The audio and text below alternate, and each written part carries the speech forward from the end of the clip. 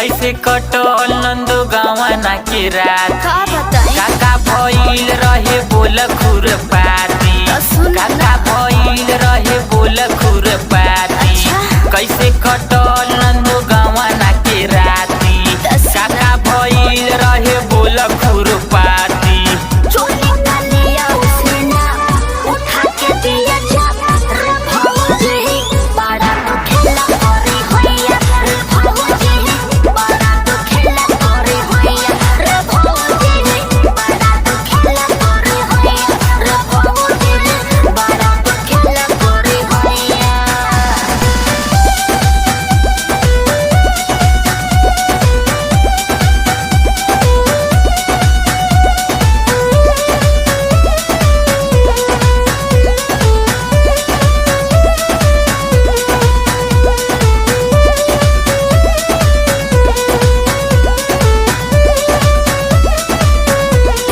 ए भौजी ए भौजी ए भौजी ए भौजी ए भौजी हे भौजी पियावा मिलल बाया नारी चलावे हाथ गाड़ी ए भौजी ए हो ए भौजी पियावा मिलल बाया नारी चलावे हाथ गाड़ी ए भौजी ए हो भौजी पियावा मिलल बाया नारी चलावे हाथ गाड़ी ए भौजी। आज के तालाब काले हो जाई पोखरी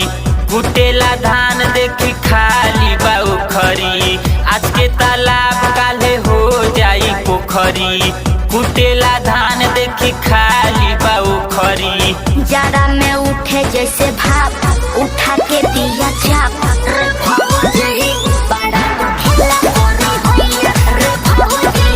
बड़ा तो खेला करे होइया रे भौजी बड़ा तो खेला करे होइया रे भौजी बड़ा तो खेला करे होइया।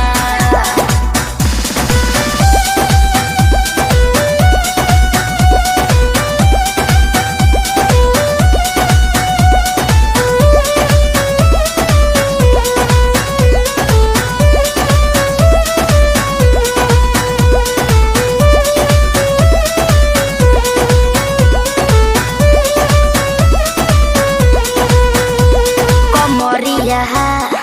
कमरिया कमरिया दाबे भौजी उठेला है अंग अंग लहरिया कमरिया दाबे भौजी ए भौजी कमरिया दाबे भौजी कमरिया दाबे भौजी